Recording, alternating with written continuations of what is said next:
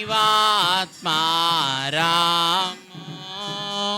తెలివిని గలిగించు నన్ను దివ్యగా వెలిగించు తెలివిని గలిగించు నన్ను దివ్యగా వెలిగించు నీ కలిగిన భాగ్యములన్నిటిని నా కంటికి చూపించు నీ కలిగిన భాగ్యములన్నిటిని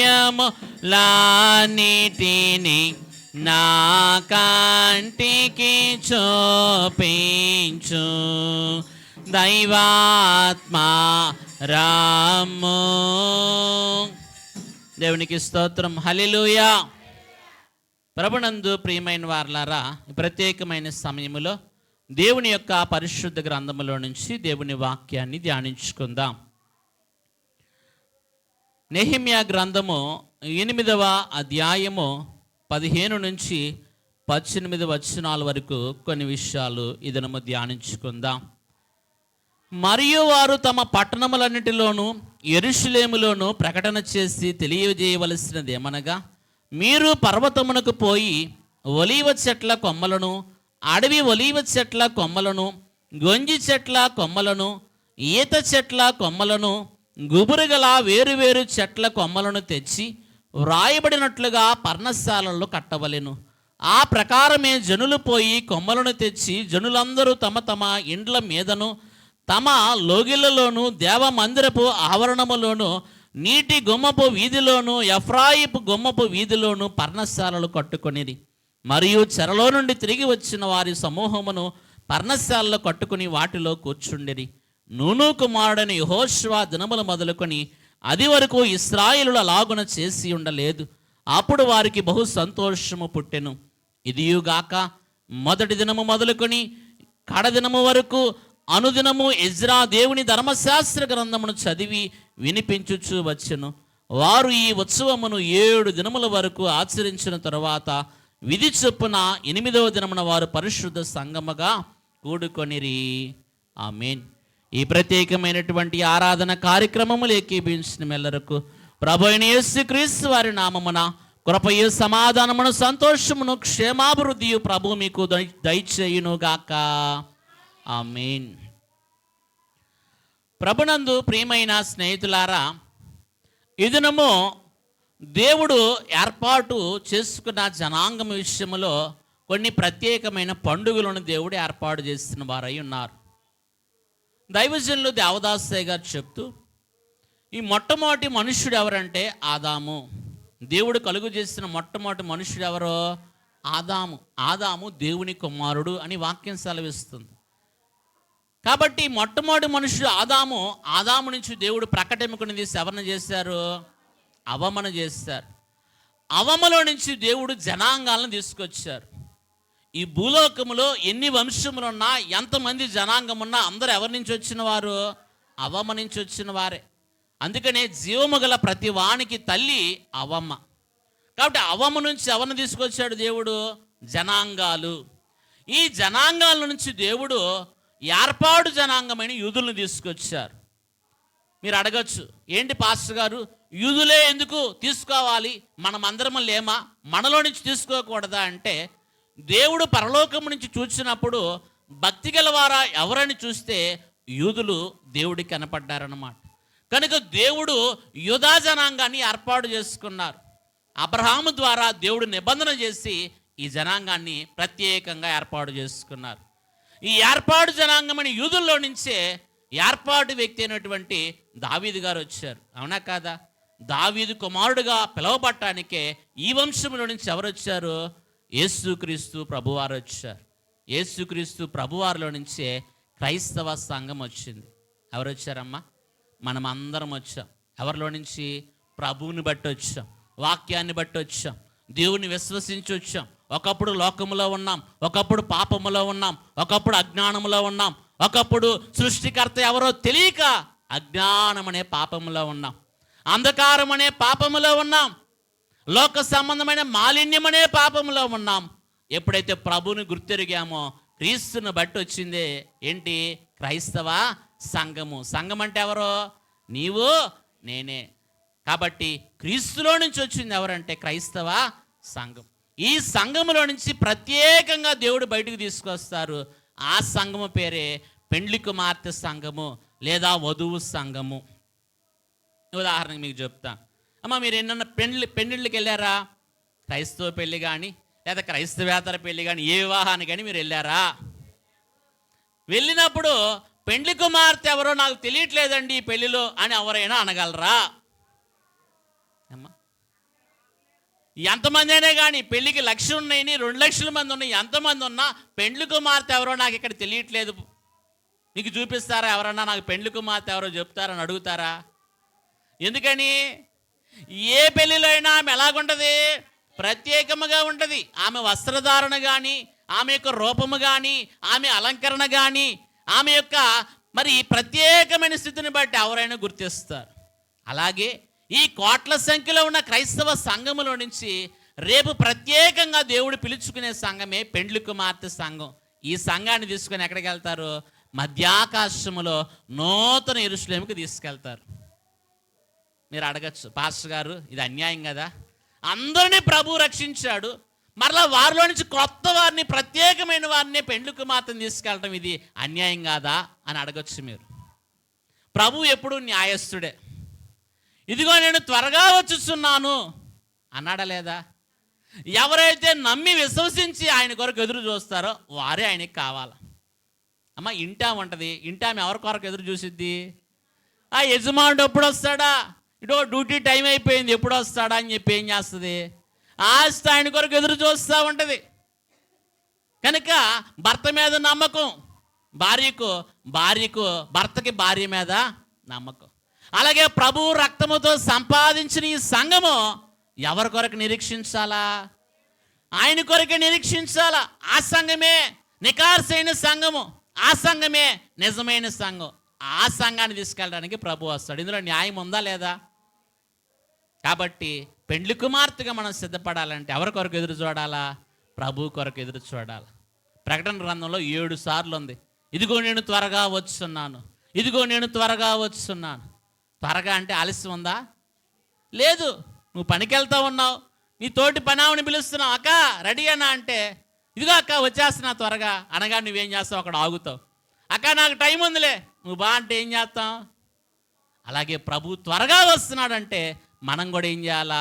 సిద్ధంగా ఉండాలి.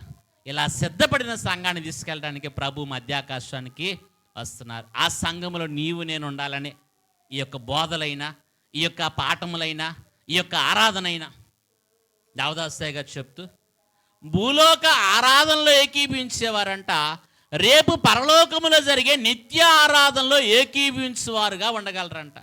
ఇక్కడ ఏకీభించకుండా అక్కడ నాకు సీటు కావాలంటే దొరుకుతుందా? అయ్యా, ముందు మీ ఊరు స్కూల్లో చదవాలా, చదివితే 10వ తరగతికి వెళ్ళొచ్చు. ఇక్కడ చదవకుండా నేరుగా 10వ తరగతికి నేను వెళ్ళిపోతాను, నన్ను వేసేయండి అంటే వేస్తారా? అలాగే భూలోక ఆరాధనలు ఏముండాలా? నీకు అటెండెన్స్ ఉండాలా. అప్పుడే పరలోక ఆరాధనలో కూడా నీవు చేరగలవు. భూలోక ఆరాధనకు వచ్చేవారికి అటెండెన్స్ ఉంటుందా? ఉండదా? ఏమో బడికి వెళ్ళే పిల్లవాడికి ఏం చేస్తారు?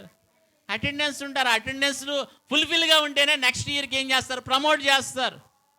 అలాగే భూలోక ఆరాధనలో కూడా దేవదూతలు వచ్చి అటెండెన్స్ చేసుకుంటారు. ప్రకటన గ్రంథము 11వ అధ్యాయంలో మీరు చూస్తే స్పష్టంగా అక్కడ రాయబడిన మాట, ప్రకటన గ్రంథం 11:1,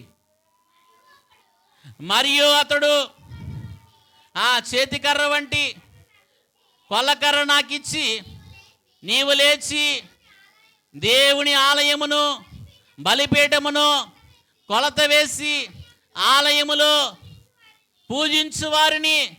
అమ్మ, ఏమనుందమ్మా ఆలయంలో? మనం అందరం ఎందుకు వచ్చాం? దేనికి వచ్చామమ్మా? పూజించడానికే వచ్చాం, ఆయన్ని ఆరాధించడానికే వచ్చాం. పూజించడం అంటే ఆయన్ని గౌరవించడం, ఆయన్ని గణపరచడం. ఆరాధనలో ముఖ్యమైన భాగం ఏంటంటే ఆయన ఆరాధించడం అంటే గౌరవించడం, గణపరచడం. దైవజనులు పాడుకున్నారు కదా, మరి నిన్ను కొలిచేద రావయ్య కీర్తన ఒకసారి చూస్తారా? నిన్ను కొలిచెదారావయ్యా నా యేసన్నా, నిన్ను కొలిచెదారావయ్యా హృదయా దేవల మందు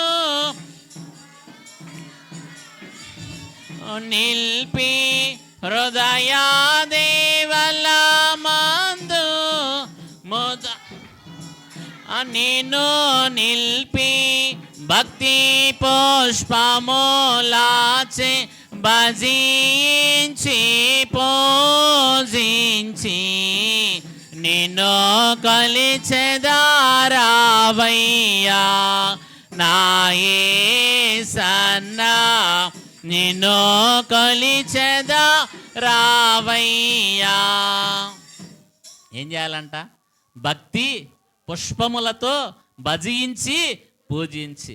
భక్తి అంటేనే, భక్తి ఉంటేనే ఇక్కడికి వస్తాం. భక్తి లేదనుకో, భక్తిహీనులు ఇక్కడికి వస్తారా? రారు. భక్తి ఉన్నది కాబట్టి ఇక్కడికి వచ్చాం. రెండోది ఏం చేస్తాం? భజించి. పాటలు పాడేటప్పుడు మీరు అందరూ ఏం చేస్తారమ్మా? ఇదే భజన చేయటం. అవునా? అర్థం తెలుసుకోండి, ప్రతి దానికి వివరం ఉంటుంది. భక్తులం కాబట్టి ఇక్కడికి వచ్చాం. రెండోది ఏం చేయాలంట? భజించాలా. పాటలు పాడేటప్పుడు చప్పట్లు కొట్టాలా, ప్రభుని మహిమపరచాలా, వాయిద్యాల ద్వారా ఆయన ఏం చేయాలా? మహిమపరచాలా. పాతకాలంలో ఏమంటారయ్యా? తాళం. ఇలా తాళం వేస్తూ ఉండేవాళ్ళు, గుర్తుందా? ఇప్పుడంటే మంచి మంచి వాయిద్యాలు, అంతా ఎలక్ట్రికల్ ఇన్స్ట్రుమెంట్స్ వచ్చినాయి కాబట్టి అవన్నీ మరుగైపోయినాయి. కాబట్టి భక్తితో ఏం చేయాలా? పూజించి, భజించి పూజించి ఆయన ఏం చేయాలంటే హృదయపూర్వకంగా పూజించాలి. జ్ఞానులు ఏం చేశారంటమ్మా? చూడండి, మత్తయి సువార్త 2వ అధ్యాయము 10-11 వచనాలు మీరు చూస్తే అక్కడ కూడా ఈ మాట కనపడుతుంది. వార నక్షత్రమును చూచి అత్యానంద భరితులై ఇంటిలోనికి వచ్చి కన్య అయిన మరియను చూచి సాగిలపడి. అమ్మ, ఏముంది అక్కడ? ఉందా లేదా? వాక్యమే మనకు ఆన్సరు, జవాబు. జ్ఞానులు ఏం చేశారు? ఆయన్ని అత్యానంద భరితులై ఆయనకి సాగిలపడి ఆ బాలుని ఏం చేశారంట? పూజించారు, నమస్కారం చేశారు. కాబట్టి దేవాలయానికి వచ్చిన మనకి ఏం కావాలా? ఒకటి, భక్తి ఉంది కాబట్టి ఆలయానికి వచ్చాం. రెండోది ఏం చేయాలా? భజించాలా. మూడోది ఏం చేయాలా? పూజించాలా. హృదయపూర్వకంగా ఆయన ఏం చేయాలా? ఆరాధించాలి, పూజించాలి. కాబట్టి ఆలయానికి వచ్చే వారికి లెక్క ఉంటుందా, ఉండదా? దేవదూతలు లెక్క పెట్టమన్నారు లేదు దేవుడు. కాబట్టి ఆలయానికి రాలేదులే, పాస్టర్ గారు అడిగినా అడగకపోయినా నాకేముందలే అనుకోవచ్చు. ఎవరు లెక్క వేసుకెళ్తారు? పరలోకం వచ్చి అటెండెన్స్ చేసుకుని వెళ్ళిపోద్ది. దేవదూతలు వచ్చి ఆ పని చేసేస్తారు. రేపు అక్కడ లెక్క ఉంటుంది. ప్రభు అడుగుతాడు, అయ్యా నువ్వు భూలోక ఆరాధనలో ఏకీపించిన దాఖలాలు చాలా తక్కువగా ఉన్నాయి, మరి నిన్ను ఇక్కడికి తీసుకోవాలా? ఈ ఆరాధనలోకి నువ్వు రావాలంటే నీకు అర్హత ఉందా? అడుగుతాడు ప్రభు. ఏం చెప్తా అప్పుడు? భూలోక ఆరాధన లేకుండా పరలోక ఆరాధనలో నేరుగా వెళ్ళిపోతానంటే కుదురుద్దా? ఎలా పూజించాలో తెలుసుకోకుండా, నేర్చుకోకుండా నేరుగా పై అంతస్తుకు తీసుకెళ్తారా? మాకు ఉద్యోగంలో నువ్వు చేరావు, ఆ ఉద్యోగంలో ఆ యొక్క ఉద్యోగ బాధ్యతలన్నీ నువ్వు చక్కగా నేర్చుకొని నిర్వర్తిస్తేనే పై స్థాయికి ప్రమోట్ చేస్తారు. లేకపోతే ప్రమోషన్ వస్తుందా? రాదు. కాబట్టి మనం కూడా ఏం చేయాలా? ఈ భూలోక ఆరాధనలో ఆయన ఎలా పూజించాలో, ఎలా భజించాలో, ఎలా భక్తి నేర్చుకోవాలో, ఎలా విశ్వాసంగా ఉండాలో, ఎలా విశ్వాసాన్ని కాపాడుకోవాలో, ఎలా ప్రార్థించాలో, ఇవన్నీ మనం నేర్చుకునేదే ఈ స్థలం. పిల్లలకి పాఠశాలలో పాఠాలు, లెసన్స్ చెప్తారు. కాలేజీకి వెళ్తే మరి లెసన్స్ చెప్తారు, బడిలో పాఠాలు చెప్తారు. బడిలో అర్థమయ్యేటట్టు చెప్తారు పాఠాలు. కాలేజ్ స్థాయికి వచ్చేసరికి చెప్పుకుంటూ వెళ్ళిపోతారు. అయ్యా ఇక్కడ కాలేజీకి వెళ్ళి అబ్బాయి అన్నాడు, అవునా? కాలేజీలో ప్రొఫెసర్ చెప్పుకుంటూ వెళ్ళిపోతారు. నువ్వు నోట్ చేసుకొని నువ్వు అర్థం చేసుకోవాలా. ఇన్ కేసు నీకు ఏదైనా అర్థం కాదని పర్సనల్గా అడిగితే చెప్తారు. స్కూల్ స్థాయికి ఏం చేస్తారు? అర్థమయ్యేటట్టు పాఠాలు 1-4 సార్లు పలికిస్తారు. నువ్వు బాగా ఎదిగావు, ఎదిగిన తర్వాత కాలేజ్ స్థాయిలో ఏం చేయరు? చెప్పుకుంటూ వెళ్ళిపోతారు. వాళ్ళ డ్యూటీ అది. నువ్వు నేర్చుకునే పని నీది. ప్రభువు కూడా దేవాలయానికి మీరు నా యొద్దకు వచ్చి ఏమంటున్నాడు? నేర్చుకునుడి. మత్తయి సువార్త 29:11-29లో మీరు చూస్తే, నేను సాత్వికుడును, దీన మనస్సు కలవాడును, నా కాడి సులువుగాను, తేలికగానే ఉంటుంది. మీరు నా యొద్దకు వచ్చి అమ్మ నేర్చుకోమన్నారా? ప్రభు నీకు అంత వచ్చులయ్యా, నీకు పర్వాలేదు, నువ్వేమో నేర్చుకోవాల్సిన పని లేదు అన్నాడా? నేర్చుకోమన్నాడా లేదా?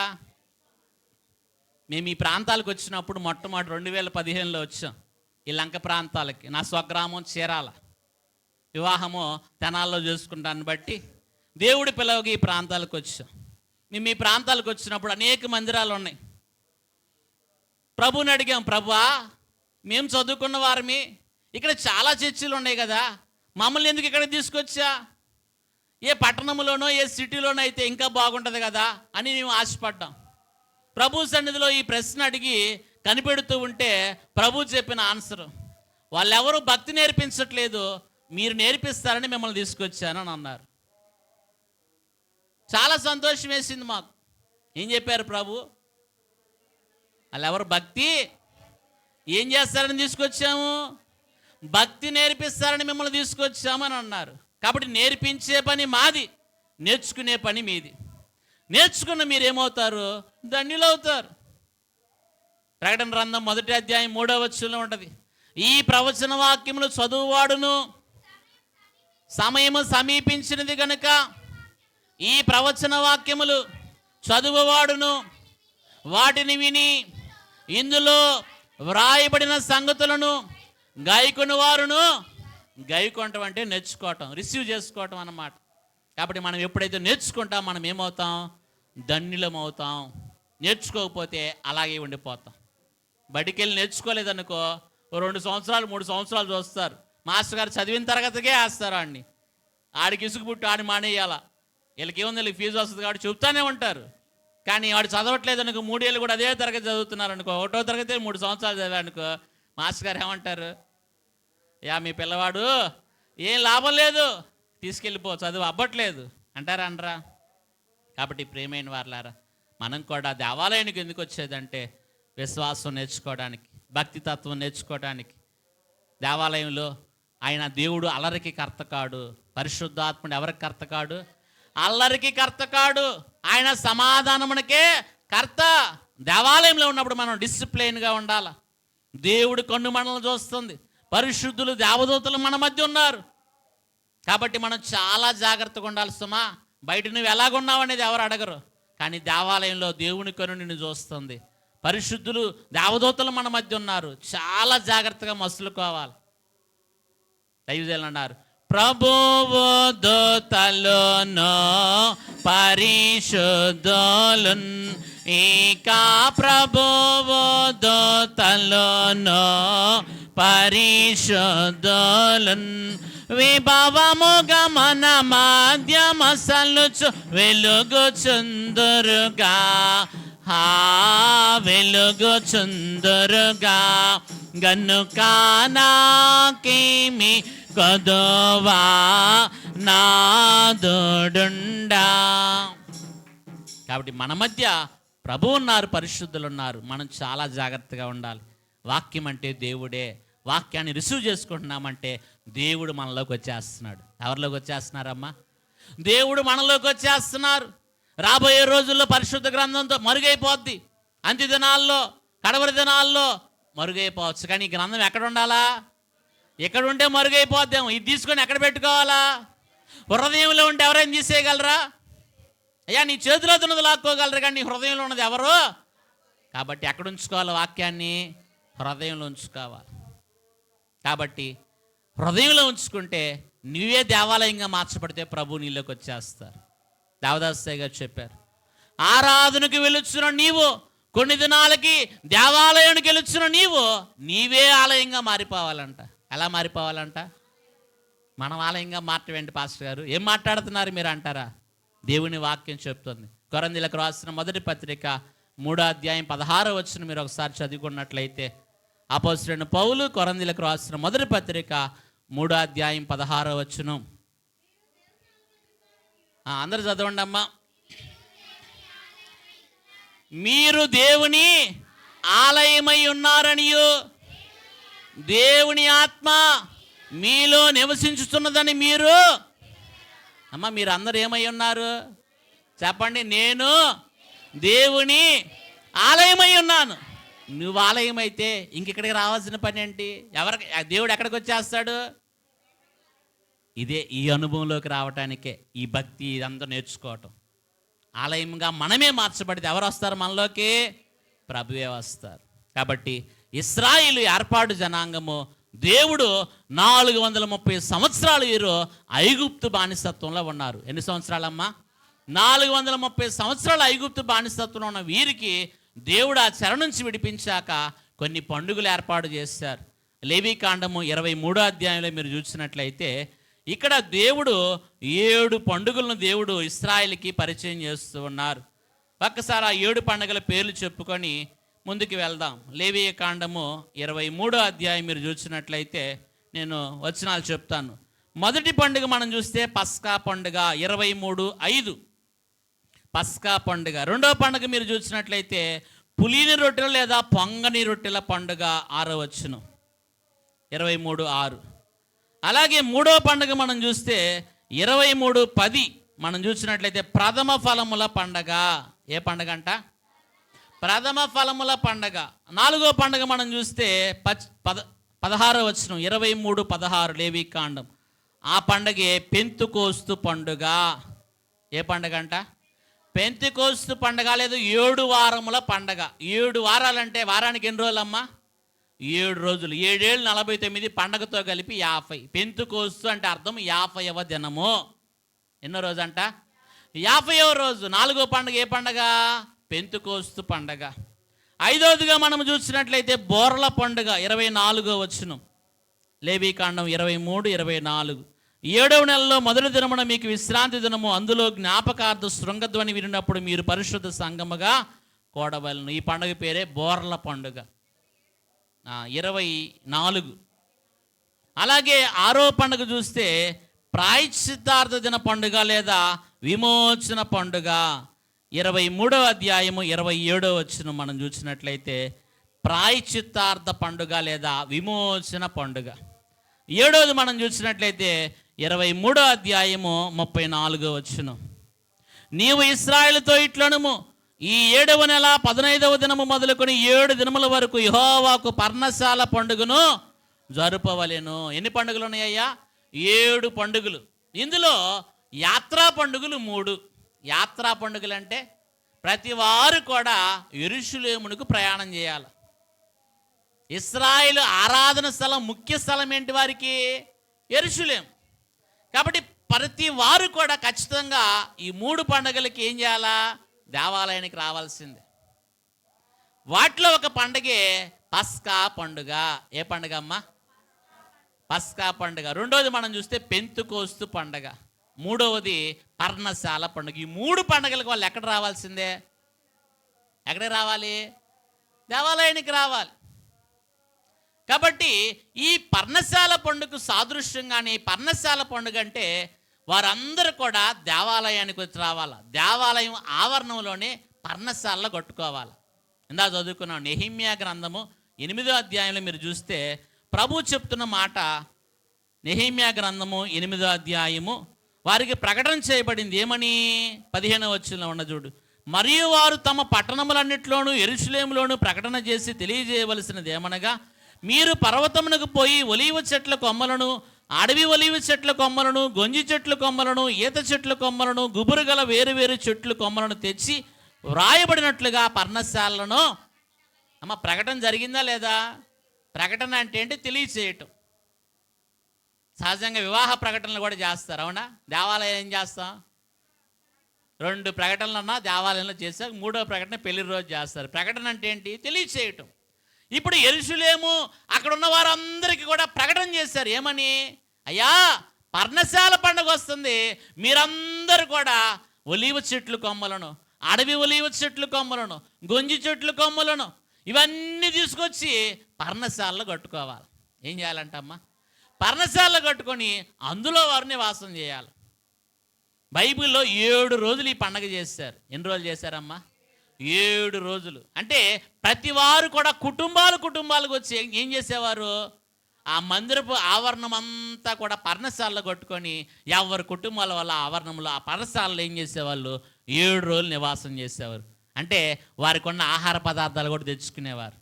దేవుడు క్రొత్త పంట ఇచ్చారు, వారిని ఆశీర్వదించారు. ఆ పంటలో కొంత తీసుకొచ్చి ఆ 7 రోజులకు సరిపడా ఆహార సదుపాయాలను తెచ్చుకొని అక్కడే ఉండి ఆ పంట తింటూ మరి దేవుణ్ణి ఏం చేసేవాళ్ళంట, ఆరాధించేవారు. ఆయన వాక్యం రోజు చెప్పబడేది. చూడండి, ఎజ్రా గారు ఏం చేసేవాడు, 18వ వచనం, నెహెమ్యా 8:18. ఇదియుగాక మొదటి దినము మొదలుకొని కడదినము వరకు అనుదినము ఎజ్రా దేవుని ధర్మశాస్త్ర గ్రంథమును చదివి వినిపించుచు వచ్చును. వారు ఈ ఉత్సవమును 7 దినముల వరకు ఆచరించిన తర్వాత విధి చెప్పున 8వ దినమున వారు పరిశుద్ధ సంఘముగా. ప్రతిరోజు ఏం చెప్తున్నారు, ఎజ్రా గారు దేవుని వాక్యాన్ని ప్రతిరోజు వారికి ఏం చేస్తున్నారు, తెలియజేస్తున్నారు. బైబిల్ మిషన్లో ఏముంది, బైబిల్ మిషన్లో ఏం కనపడుతుంది, బైబిల్ ఉందా లేదా, Bible mission, Bible plus mission. Bible అంటే ఏంటి, పరిశుద్ధ గ్రంథం. మిషన్ అంటే పని, ఏంటంట, పరిశుద్ధ గ్రంథంలో ఉన్న పనిని జరిగించడానికి వచ్చిందే బైబిల్ మిషన్. పరిశుద్ధ గ్రంథంలో ఉందా లేదా, పర్ణశాలలో కట్టుకోవాలి. 7 రోజులు మీ కుటుంబాలకు ఎక్కడ ఉండాలా, పర్ణశాలలో ఉండాలా. 7 రోజులు కూడా మీరు ఆహారం తింటూ దేవుని వాక్యాన్ని చక్కగా వినాలా. మీ పనులన్నీ పక్కన పెట్టి ఎక్కడికి వచ్చారు, అందరూ పర్ణశాల పండుగకు వచ్చారు. కాబట్టి ఈ పర్ణశాల పండుగ సాదృశ్యంగానే మరి జరుగుతున్నవే బైబిల్ మిషన్ మహోత్సవాలనే పండుగ. ఏ పండుగ అమ్మా? అందుకని ఈ సంవత్సరం 87వ సంవత్సరం బైబిల్ మిషన్ యొక్క మహోత్సవాలు. ఎన్నో సంవత్సరం? 87వ సంవత్సరం. ఇక్కడ ఉన్నవారిలో అప్పటికి పుట్టినవారు ఉన్నారా? 87 సంవత్సరాల వాళ్ళు ఎవరు లేరు ఇక్కడ. అంటే అప్పటికి మనము పుట్టల. కనుక 87వ సంవత్సరం మహోత్సవం లేదా మహోత్సవాల పండుగ దేనికి సాదృశ్యంగా ఉంది? పర్ణశాల పండుగకి సాదృశ్యంగా ఉంది. ఈ పర్ణశాల పండుగ 7 రోజులు చేసేవారు, మహోత్సవాలు 4 రోజులు చేస్తున్నారు. బైబిల్ మిషన్ ఎవరిది? ఏమ్మా, ఏదైనా నీకు 3 మాటలే మీకు చెప్తున్నా. ఒకటి, మనం చూసినట్లయితే దేవుని సంకల్పమే బైబిల్ మిషన్ మహోత్సవం. సంకల్పం అంటే దేవుడు సిద్ధించేది, దేవుడు ఏర్పాటు చేసుకుంది, దేవుడు తలంచింది. బైబిల్ మిషన్ ఎవరిది? దేవునిది. దేవుంది కాబట్టే దేవుడే బయలుపరుచుకున్నారు, మనుషులు బయలుపరిచింది కాదు ఇది. దైవజనులు దేవదాసయ్య గారు 1938 జనవరి 31 ఆయన సన్నిధిలో ఉంటే దేవుడు తన సహస్రాలతో బంగారు పక్షాలతో రాసి చూపించారు బైబిల్ మిషన్ అని. దైవజనులు ఆ వ్రాత చూసి ఆ మహిమకి ఆయన తట్టుకోలేక కుదేలు పడ్డారన్నారు. అంటే కొన్ని సంఘటనలు మనం గబక్కని విన్నప్పుడు ఏం చేస్తాం, కొంచెం గాబరా పడతాం, అలాగనమాట. అప్పుడు దైవజనులు అన్నమాట, అయ్యా నేను వృద్ధుడను, నేను అశక్తుడను, నా దగ్గర సొమ్ము లేదు, ఈ వృద్ధుడినైనా నాకు చూపిస్తే ఉపయోగం ఏంటిది, ఇంకెవరికైనా మిషనరీలకు చూపిస్తే దీన్ని బాగా వృద్ధి చేస్తారు కదా అని అంటే ప్రభు అన్నారు, దైవజనులు ప్రభు ఏమన్నారంటే, come out as a prince of army, సైన్యముకు యువరాజు వలె నీవు బయటికి రా అన్నాడు. దైవజనులకి అప్పటికి 90 ఏళ్ళు. ఆయన ఎలా కనపడుతున్నాడు? ప్రభుకి ఎలా కనపడుతున్నాడు? యువరాజు వలె కనపడుతున్నాడు. అంటే ఆయన యొక్క బలము ఎవరు చూస్తున్నారు? దేవుడు చూస్తున్నాడు. కాబట్టి దైవజనుడు అంత బలవంతులు. 90 ఏళ్ళ ప్రాయంలో బైబిల్ మిషన్ అందుకున్న ఆయన బైబిల్ మిషన్ని మరి మే 5న స్థాపించారు. జనవరిలో చూపిస్తే ఎప్పటి వరకు పట్టింది? ఈ లోపల ఎన్ని ఆటంకాలు. లోదరణ మిషన్లో ఉన్నారు అయ్యగారు, రాజమండ్రిలో ఉంది. ఇప్పటికి మీరు చూస్తే శానిటోరియం ఉంది. లోదరణ మిషన్ అప్పుడు కాల పరిస్థితులు ఎలాగున్నాయో అక్కడ వారిని అడిగితే చెప్తారు. అయ్యగారు రిజైన్ చేస్తే కూడా దాన్ని ఎవరు యాక్సెప్ట్ చేయలే. అయ్యగారికి సంస్కారం ఇవ్వడానికి కూడా నిరాకరించారు. ఏ దేవాలయంలో అయితే అయ్యగారు చిన్నప్పటి నుంచి 6వ సంవత్సరంలో బోర్డింగ్ స్కూల్లో జాయిన్ అయ్యారు, అక్కడే పెరిగారు, అక్కడే చదువుకున్నారు, అక్కడే వార్డెన్గా చేశారు, అక్కడే ఉద్యోగం చేశారు, అక్కడే బోధ చేశాడు. ఇంతగా ప్రేమించి పెంచి అయ్యగారిని పోషించిన మిషన్ విడవాలంటే అయ్యగారికి చాలా బాధేసింది. చివరికి ప్రభువే పిలుచుకొని come out as a prince of army, సైన్యపు యువరాజు వలె బయటికి రా అని ప్రభు పిలిచాడు. అప్పుడు వచ్చారు. మే 5వ తారీఖున ప్రారంభించారు బైబిల్ మిషన్. స్థాపించబడింది, రిజిస్టర్ అయింది ఎప్పుడంటే మే 5. కాబట్టి నాటి నుంచి నేటి వరకు బైబిల్ మిషన్ కొనసాగిస్తుంది ఎవరో? అయ్యా దేవుడే. 87 సంవత్సరాల బైబిల్ మిషన్ వచ్చి ఇప్పటికీ మరి అనేక దేశాలు ఇంచుమించు 14-15 దేశాలకు విస్తరించింది. ఇది ఎవరిది కాబట్టి మాట్లాడాలి. ఎవరిది ఇది? దేవునిది. కాబట్టి మీకు 3 విషయాలు తెలియజేస్తా. ఒకటి దేవుని సంకల్పం, రెండవది దైవజనుని సంకల్పం, మూడవది బేతేలు గృహవాసుల సంకల్పం. ఈ 3 విషయాలు చెప్పి నేను త్వరగా ముగిస్తా. దేవదాసయ్య గారు రాస్తూ, అయ్యగారు తన వ్రాతల్లో ఎర్రసిరాతో రాశారు, బైబిల్ మిషన్ సెంటరు గుంటూరు అనే ఒక పత్రిక కూడా వేశారు అయ్యగారు. ఏంటమ్మా? బైబిల్ మిషన్కి సెంటర్ ఏంటంట? గుంటూరు. అయ్యగారు స్వయంగా తన స్వహస్తాలతో రాసిన మాట. కాబట్టి ఇప్పుడు చాలా ఉన్నాయి బైబిల్ మిషన్లు ఆయా స్థలాల్లో, కానీ ముఖ్యమైనది ఏది? సెంటర్ ఏది? కాబట్టి ప్రియమైన వారులారా, దైవజనుడికి దేవుడు రాసి చూపించిన బైబిల్ మిషను. కాబట్టి పర్ణశాల పండుగే బైబిల్ మిషన్ మహోత్సవాల పండుగ. ఆ పండుగకి ఎలా 7 దినాలు అక్కడే ఉండి, అక్కడే వండుకొని, అక్కడే చక్కగా మరి దేవుని సన్నిధిని అనుభవించేవారు. నేటి దినాల్లో మహోత్సవాల్లో మనం కూడా 4 రోజులుండి అక్కడే, అప్పుడంటే వండుకున్నారు, ఇప్పుడు మనకి వండి పెడుతున్నారు మిషన్ అధికారులు. వారి ప్రేమ, అవునా? అప్పటి కాలంలో వస్తువులు లేవు కాబట్టి, ఇప్పుడు కాలం వస్తువులు దేవుడు అనుగ్రహించాడు. కాబట్టి 4 రోజులు మనం ఏం చేస్తున్నాం? అక్కడే ఉండి ఏం చేయొచ్చు? చక్కగా టయానికి శరీరాహారం, ప్రతిరోజు ఆత్మీయ ఆహారం. ఇంచుమించు 32 ప్రసంగాలు అంటారు ఈ 4 రోజుల్లో. ఎన్ని ప్రసంగాలమ్మా? అంటే సంవత్సరం అంతటికి సరిపోయే ఆత్మీయ ఆహారాన్ని ఎక్కడ అందిస్తున్నారు? మహోత్సవాల్లో అందిస్తున్నారు. కాబట్టి మరి మనం ఎందుకు మహోత్సవం చేయాలంటే, బైబిల్ మిషను క్షేమము కొరకు, దేవుడు బయలుపరిచిన బైబిల్ మిషన్ ఇదని ఎత్తి చూపించడానికి. మీకు లైవ్ కూడా ఇవ్వబడుతుంది బైబిల్ మిషన్ మహోత్సవాలు. బైబిల్ మిషన్ ఇంకా బ్రతికుంది అని తెలియచేసేదే ఈ మహోత్సవం. ఏంటబ్బా? బైబిల్ మిషను బ్రతికుంది అని తెలియపరచడానికి బైబిల్ మిషన్ మహోత్సవం ప్రతి ఏటా జరుగుతున్నాయి. ఇంచుమించు విస్తారమైన ఖర్చు ఈ మహోత్సవాలకి. అయినా కానీ ఇంత ఖర్చు ఎందుకు భరిస్తున్నారు? ఇది దేవుడిది. ఎవరిస్తారు సొమ్ము? దైవజనులు నాటి కాలంలో బైబిల్ మిషన్ అందుకున్నాక అయ్యగారు అన్నారు కదా, నా దగ్గర సొమ్ము లేదయ్యా, నేను శక్తివంతుని కాదయ్యా, నా దగ్గర ఏమీ లేదు, నేను ఏం చేయగలను అన్నప్పుడు ఒక మిస్సమ్మ గారి కంట ప్రభు కనపడి, పలానా దేవదాస్ అనే పేరు మీద అయ్యగారికి ఎమో చేయమన్నారంట 100 రూపాయలు. ఏమ్మా ఏం చెప్పాడు ప్రభు? ఆ మిస్సమ్మ గారికి కనపడి, పలానా దేవదాసయ్య గారికి నువ్వు 100 రూపాయలు ఎమో చేయన్నట. అంటే మనీ ఆర్డర్ పంపించమన్నారు. అప్పుడు దైవజనులు ఈ స్థాపించిన తర్వాత మరి మిషన్ అంటే ఎంత ఖర్చు, అందులో పనివారు ఉంటారు, జీతనాతాలు ఎన్నో ఇవ్వాలి. కనుక బైబిల్ మిషన్ స్థాపించింది ఆయనే, దాన్ని పోషించేది కూడా ఎవరో? 110వ పాటలో రాశారు, నీవే స్థాపించితివి నీవే పోషించదవు, నీవే స్థాపించితివి నీవే నడిపించదవు, రక్షకానా వందనాలు, శ్రీ రక్షకానా వందనాలు. చూడండి, మొదటి చరణంలోనే ఉంది, నీ బైబిల్ మిషన్ నీవే బయలుపరిచి ఉన్నావు. రెండవ చరణం, నీవే స్థాపించితివి నీవే పోషించదువు, నీవే స్థాపించితివి నీవే నడిపించదువు, నీవే స్థాపించితివి నీవే కనబడతావు, నీవే స్థాపించితివి నీవే మాట్లాడతావు, నీవే స్థాపించితివి మరి నీవే వాక్కిచ్చేదవు. ఉందా లేదా? ఆ పైన బైబిల్ మిషన్ పాట దైవజనులకి దేవుడు పాడి వినిపించిన పాటే. కాబట్టి ప్రియమైన వాళ్ళారా, బైబిల్ మిషన్ ఎవరి సంకల్పం? దేవుని సంకల్పం. చూడండి, కీర్తనల గ్రంథము 33వ దావీదు కీర్తన 11వ వచనం ఒకసారి చదువుకుందాం. 33వ దావీదు కీర్తన 11వ వచనం.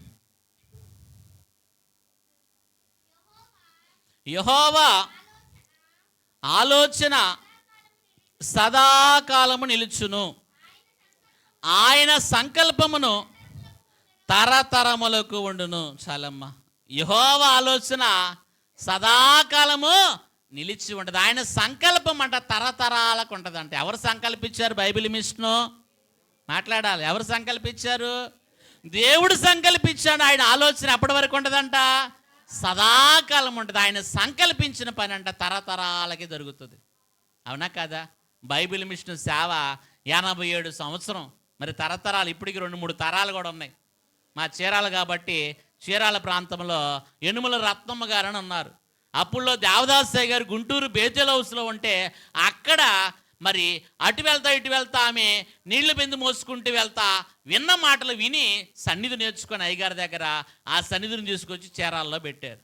ఏం చేశారమ్మా? చీరాల్లో పెట్టింది ప్రసాద నగరం. అక్కడ చీరాల్లో ఇప్పుడు ఆమె ప్రభు పిలుపు అందుకొని వెళ్ళిపోయింది. ఇంచుమించు 110 సంవత్సరాలు ఆమెకి. బహుశా ఒక 2 ఏళ్ళ క్రితమే మహిమలోకి వెళ్ళారు. ఎన్ని సంవత్సరాలు ఆమెకి? 110 సంవత్సరాలు. 3 తరాలు చూసింది ఆమె. ఎన్ని తరాలు చూసిందమ్మా? ఉందా లేదా వాక్యం? యెహోవా ఆలోచన, ఆయన సంకల్పం తరతరములు నిలిచి ఉంటది. కాబట్టి ఎవరు బయలుపరిచింది? ఇది దేవుడు బయలుపరిచింది, ఆయన సంకల్పము. కాబట్టి బైబిల్ మిషన్ మహోత్సవములో ఆయన సంకల్పించినది. అందుకని మనం పాడుకుంటాం, విజయ గీతం పాడుడి దేవుని బైబిల్ మిషనునకు, విజయ గీతం పాడుడి దేవుని బైబిల్ మిషనునకు.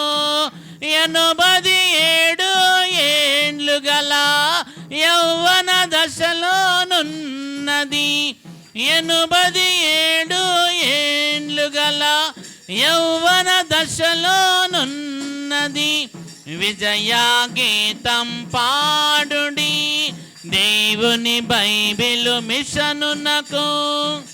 బలో క్రీస్తు మహారాజ్కి.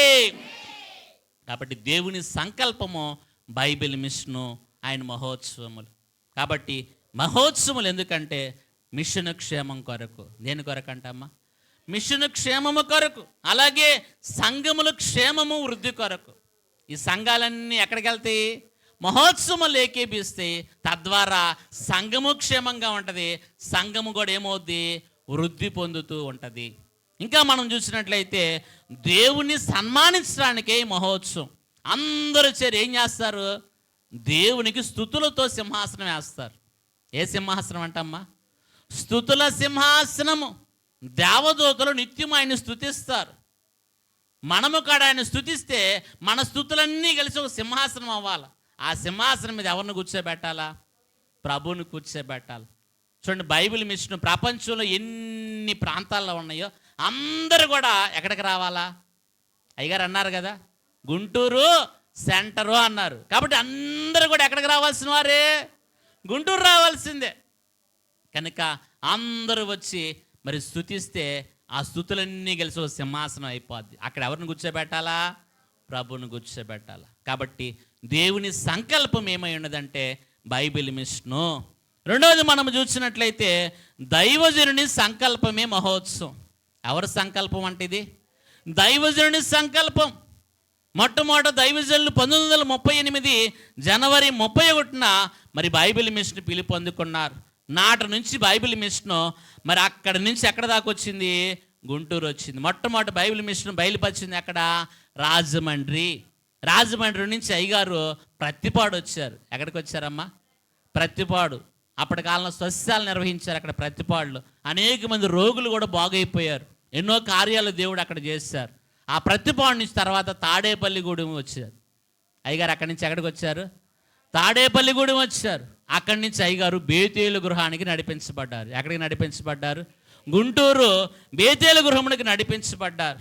ఆ తర్వాత అయ్యగారు మరి గుంటూరులోనే బేతేలు గృహ వరండాలో ఎన్నో బోధలు చేశారు. కొన్ని వేల ప్రార్థనలు చేశారు బేతేలు గృహ వరండాలో. అయ్యగారు బేతేలు గృహ వరండాలోనే ప్రకటన గ్రంథం వివరం అంతా ఒక్కొక్క వచనాన్ని వివరించాడు. ఒక్కొక్క వచ్చిన వివరం కూడా మరి బేతేలు గృహములో అయ్యగారు వివరించారు.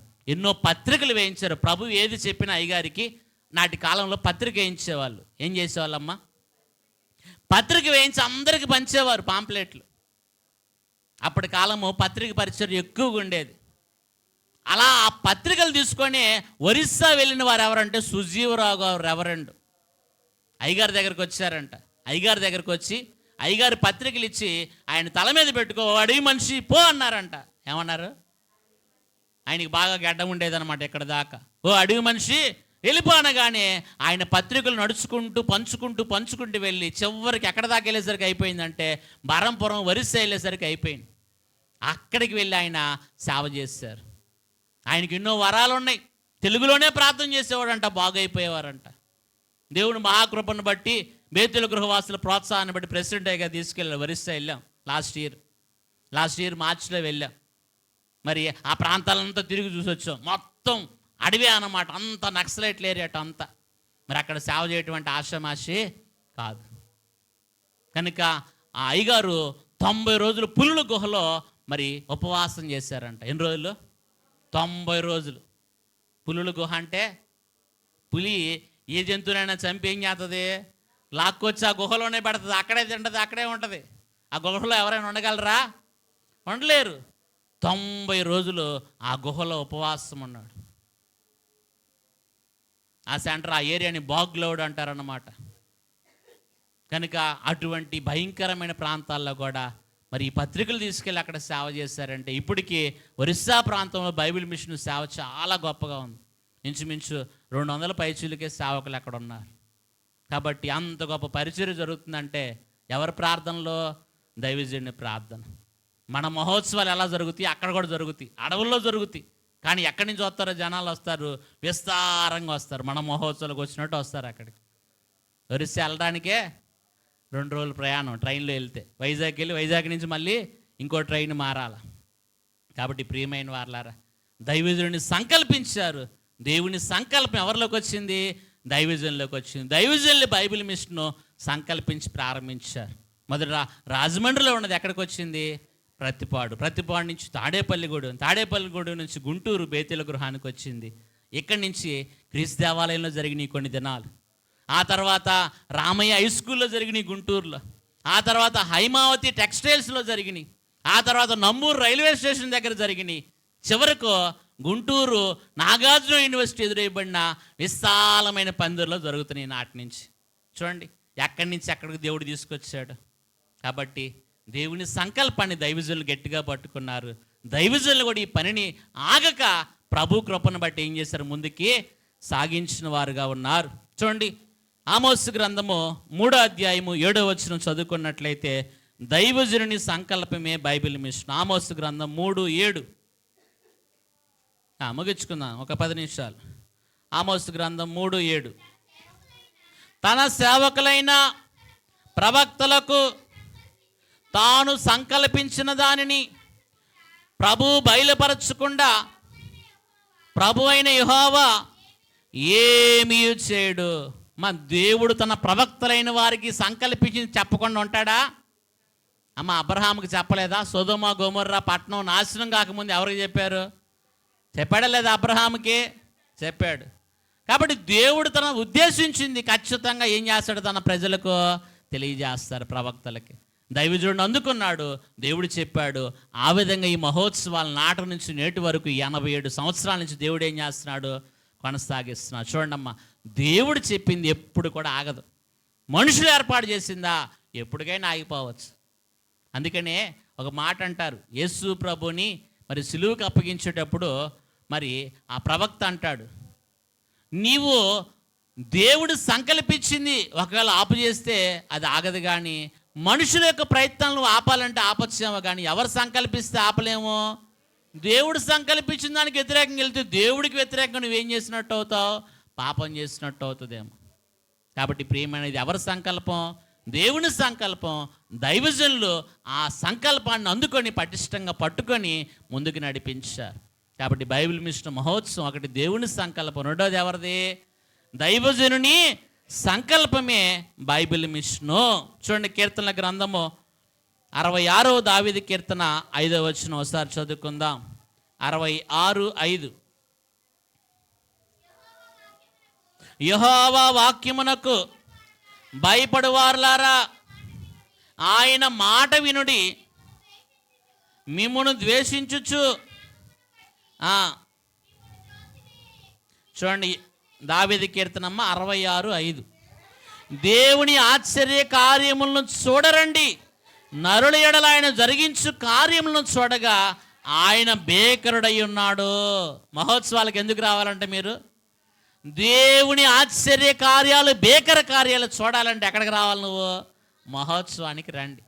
దేవుని సంకల్పం ఏంటో మీరు చూస్తారు. దైవజనుని సంకల్పం ఏంటో మీరు చూడాలంటే ఎక్కడికి రావాలా? మహోత్సవానికి రండి. ఎంత పెద్ద జనాభా, ఎంతమందికి ఎక్కడ కూర్చుంటారు, ఎక్కడ ఉంటారు, ఎక్కడ తింటారు, మనకి ఆశ్చర్యం వేస్తుంది అన్నమాట. మరి అంతమందికి వటం చేయాలంటే అవుద్దా? మన ఊరు అంతా భోజనాలు పెట్టామనుకోండి, ఏదైనా కార్యక్రమం, ఒక 1000 మంది ఉంటారేమో, అవునా? 1000 మందికి ఒక పూట అంతా మనం తజ్జన భజ్జన అయితే కానీ ఏం చేయలేము, ఆ కార్యక్రమాన్ని గట్టెక్కించలేము. ఒకరా ఇద్దరా?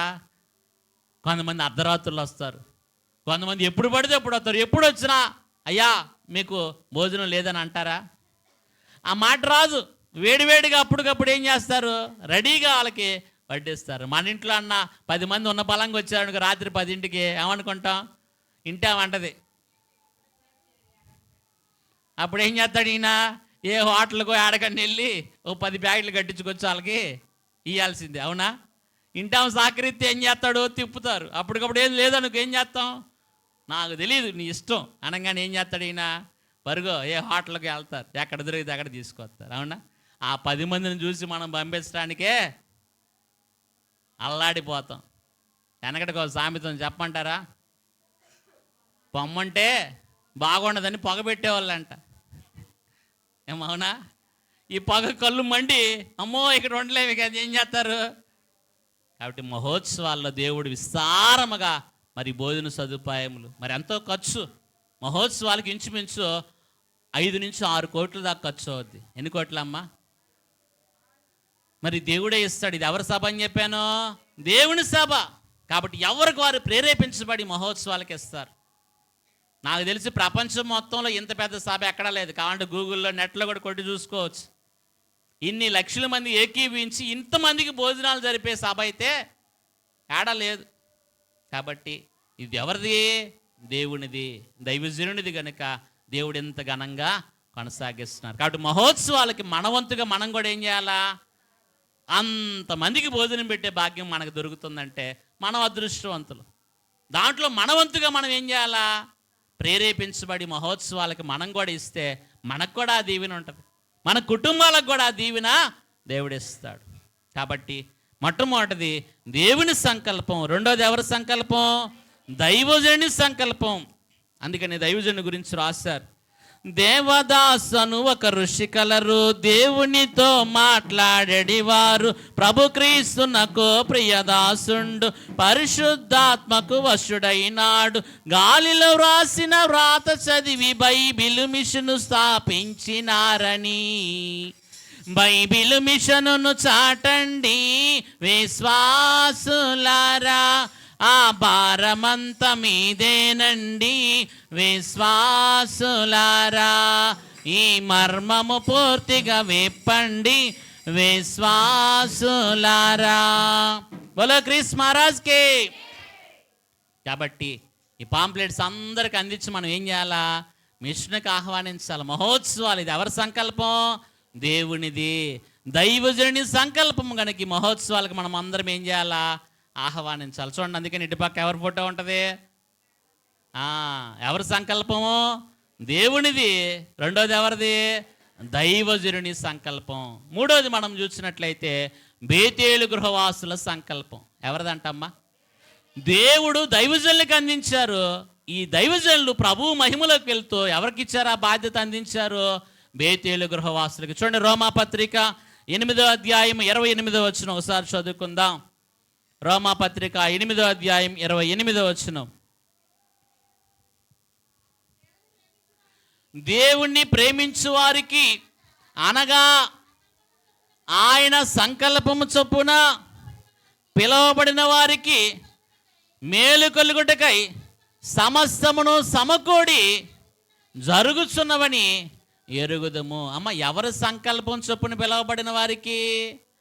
ఆయన అనగా దేవుని సంకల్పము చొప్పున పిలువబడిన వారు ఎవరో? బేతేలు గృహవాసులు.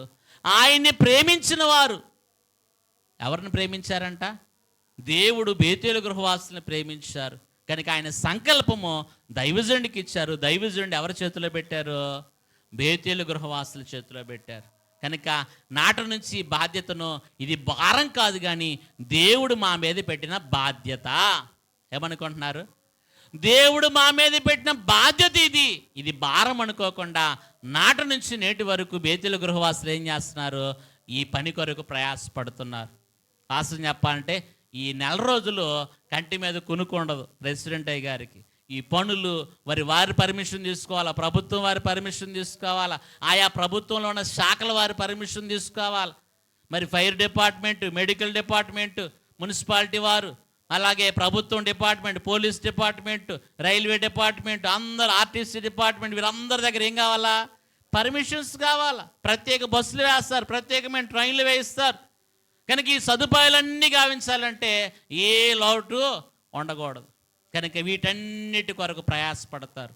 ప్రార్థన ఒక పక్క ప్రార్థన ప్రయాసపడతారు, అలాగే బయట ఈ పనులన్నీ కూడా ఏం చేస్తున్నారు? మన కొరకు, మన సౌకర్యార్థమై ఎంత ప్రయాసపడుతున్నారు. కనుక వారు చేసే కన్నీటి ప్రార్థనలు, వారు పడుతున్న ప్రయాస అంతా ఎంత కాదు. వారంతా ప్రయాసపడేవారని దేవుడికి తెలుసు, దైవజనులకు తెలుసు. కనుక ఆ బాధ్యత ఎవరికి అప్పగించారు? బేతేలు గృహవాసులకు అప్పగించారు. కాబట్టి నాటి కాలంలో రాజారావయ్య గారు ఉన్నారు. ఎవరమ్మా? జరిపోతుల రాజారావయ్య గారు. అక్కడి నుంచి ఆయనతో ప్రారంభమైంది బేతేలు గృహవాసుల ద్వారా. మరి 7వ అధ్యక్షులు రెవరెండ్ డాక్టర్ జె జాన్ సెలవరాజయ్య గారు, 7వ ప్రెసిడెంట్. ఆయన కాలంలో అస్సలు సభ టైంలో ఆయన నిద్రపోయేది లేదు, తిరగటం, నిద్రలు ఉండేవి కాదు. సభకి అంత ప్రయాసపడేవారు. ఆ బాధ్యత ఇప్పుడు ఎవరు తీసుకున్నారు? మన 11వ అధ్యక్షులు రెవరెండ్ డాక్టర్ జె శామ్యూల్ కిరణయ్య గారు ఇప్పుడు ప్రెసిడెంట్. 11వ అధ్యక్షులు ఈయన. ఎవరంట? 11. మరి ఈ సభల కొరకు అంత ప్రయాస, మరి వారి బాధ్యత నిర్వహిస్తున్నారు లేదా? కాబట్టి విరామం లేకుండా వాళ్ళు పనిచేస్తున్నారు. కాబట్టి మనం కూడా ఏం చేయాలా? మన ప్రాంతాల వారికి మనం కూడా ప్రకటన చేసే అక్కడికి మహోత్సవాలకి నడిపించాలి. తద్వారా వారు దీవించబడితే ఇంకా అనేక మందికి వారు ఏం చేస్తారు? తెలియచేస్తారు. కాబట్టి ప్రియమైన వాళ్ళ విస్తారమైన పందిర్లు, అంత విశాలమైన పందిర్లు, ఇంచుమించు 72 కాణాలు వేస్తారు. ఒక్కొక్క కాణాన్ని ఎంత ఉంటుంది? మీరు వచ్చిన వారే, మీకు తెలుసు. కాబట్టి అంత పందిర్లు వేసినా సరిపోవు. ఒక్కోసారి అవి సరిపోక మరలా ఏం చేయాల్సి వస్తుంది? రాత్రికి అప్పుడు జనాలు పెరిగితే మళ్ళీ పందిర్లు ఏర్పాటు చేస్తారు. కాబట్టి ప్రియమైన వాళ్ళారా, ఒకటి దేవుని సంకల్పమే బైబిల్ మిషన్ మహోత్సవములు. 2వది దైవజనుని సంకల్పము బైబిల్ మిషన్ మహోత్సవం. 3వది బేతేలు గృహవాసుల సంకల్పమే బైబిల్ మిషన్ మహోత్సవం. కాబట్టి మనం కూడా ఈ మహోత్సవాలు ఏకీభవించాలి. మహోత్సవాలే పర్ణశాల పండుగకు సాదృశ్యం. దేనికి సాదృశ్యం? పర్ణశాల పండుగకి అలాగ ఇశ్రాయేలు వారు 7 దినాలు ఎలాగుండేవారు, మనం కూడా ఏం చేయాలా? 4 దినాలు అక్కడ ఉండగలిగితే దేవుడు గొప్ప మేలు చేత మనల్ని, మన కుటుంబాలని, మన సంఘాలని, మన ప్రాంతాలని, మన పొలాలని, పంటల్ని, పశువులని, మన మందలను, మన కలిగిన వ్యాపారములైన, ఉద్యోగములైన అన్నిటిని కూడా ప్రభు ఏం చేస్తాడు? దీవెన. అక్కడి నుంచి ఆ దీవెన ఏం చేయాలా? మోసుకొచ్చుకోవాలి. చూడండి, జకర్యా గ్రంథము చివరి మాట చదువుకొని ముగించుకుందాం. జకర్యా గ్రంథము 14వ అధ్యాయము 16వ వచనం చదువుకుందాం.